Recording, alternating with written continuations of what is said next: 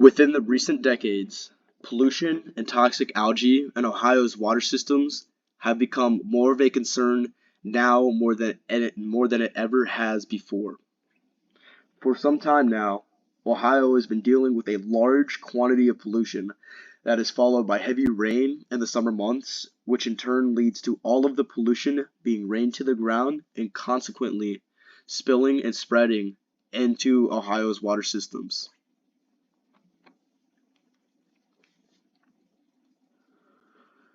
Now, what exactly is affecting Ohio's water sources? Well, to be more specific, Ohio's rivers and lakes are dealing with a massive amount of toxic algae that is spreading through the water like wildfire. Now, this green toxic algae is colloquially known as the green algal bloom, and this algal bloom contains high levels of phosphorus that were produced from a microbial prokaryote called cyanobacteria. Now, on the picture to the right here, where you can see the green little buds, this is actually a microscopic picture of the cyanobacteria in fresh water.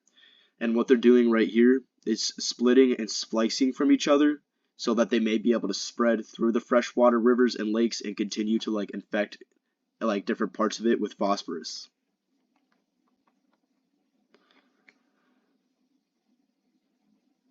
Now, how does the algal bloom and its phosphorus affect and impact the environment? Well, this bloom contains high levels of phosphorus, which is a very dangerous and toxic element, and it can precariously increase the risk of cardiovascular disease. But not only that, it can additionally cause other severe health conditions such as diarrhea, vomiting and nausea, breathing difficulties, allergic reactions, as well as skin, eye, and throat irritations. While this is dangerous to everyone of all age groups, this will be extremely fatal to older and more medically sensitive groups that reside in Ohio. Now onto the picture on the left, it shows a perfect representation of the effects that the algal bloom and its phosphorus have on the human body. And to the picture on the right is a data summary taken from the year 2020 by OH Habs, where they collected data from 13 different states that were severely affected by the green algal bloom and its phosphorus, and they recorded 227 harmful algal bloom events from all 13 states. Now, from that year, 95 humans were infected from it, and approximately 1,170 animals were also affected from this. But from all the 1,170 animals, approximately 94% of them died.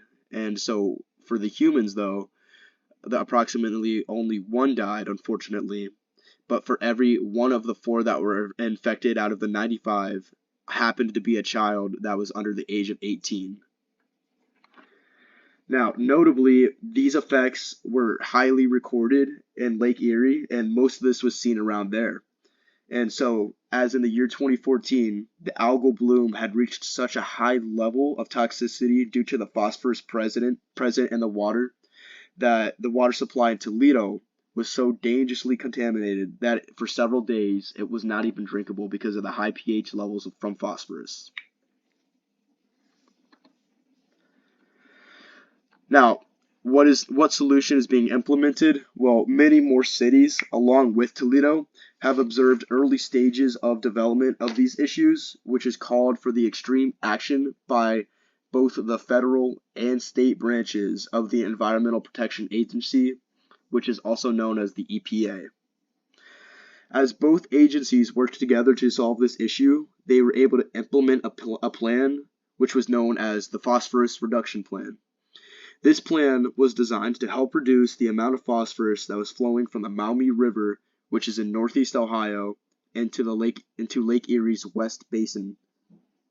Now, and so here's the Ohio EPA, here's the national EPA for all that.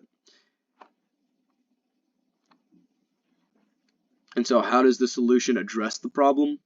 Well, in order to properly carry out this plan, the EPA is deploying a restoration initiative, which allocates resources to various research projects to decrease the nutrient loading, which is the phosphorus being put into the water from runoff material and other stuff like that from farming equipment and a bunch of other toxic pollution they're preventing nutrient loading in the Maumee River as well as Lake Erie.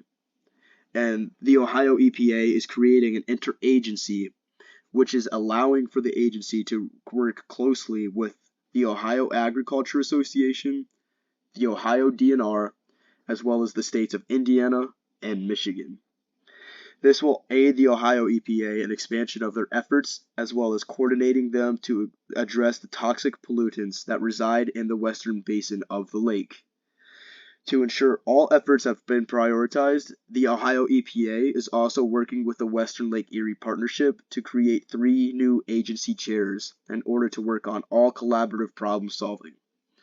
Now, in the second slide, a picture of the cyanobacteria was shown in a microscopic way, but with the green algae bloom here, it's shown generally in the entire way with runoff coming into the water from farming equipment and a bunch of other stuff, and that gets into the groundwater right here.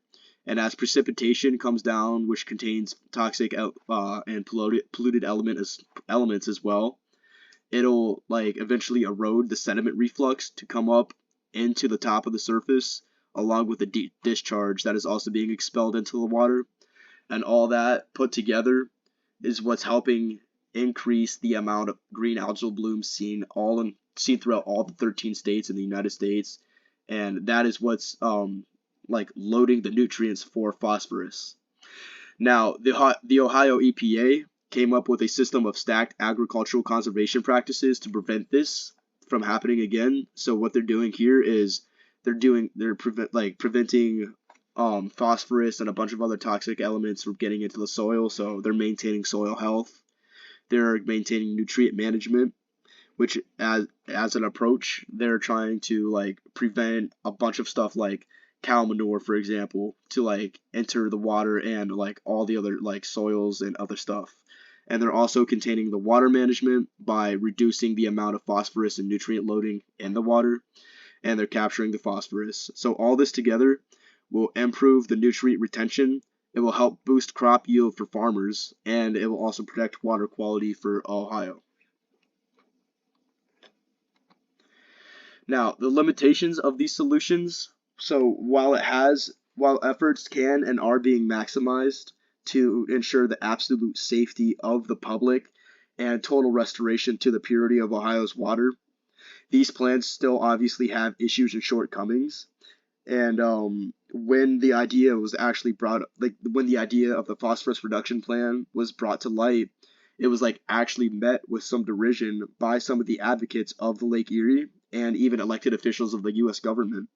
So one of these officials, Jeff Reuter, actually said for himself, and I quote, "The plan is doomed to fail because its approach of reducing total phosphorus would mean only a slight reduction in the dissolved phosphorus."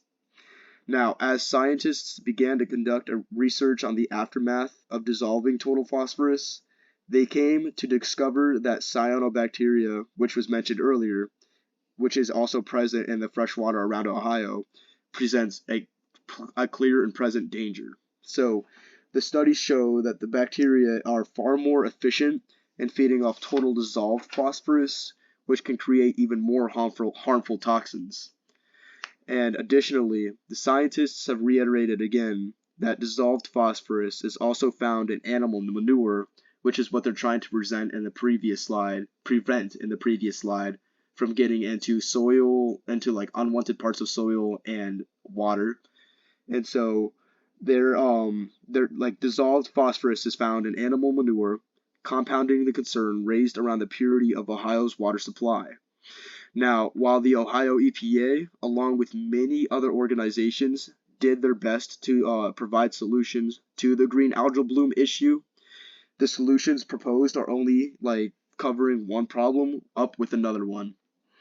Now, this kind of continues on into the picture right here, where you can see that there's a bunch of different bars and numbers, but what it's recording is from the years 1997 to 2014, Northeast Ohio's 8-hour ozone concentrations and the pollution that was involved with it. And so the annual 8-hour average ozone concentrations across time for the highest recording monitor in the 8 counties under monitoring north and northeast Ohio was Ashtabula, Cuyahoga, Geauga Lake, Lorain, Medina, Portage, and Summit. And so here you can obviously see that the black lines are the national ambient air quality standard for that period.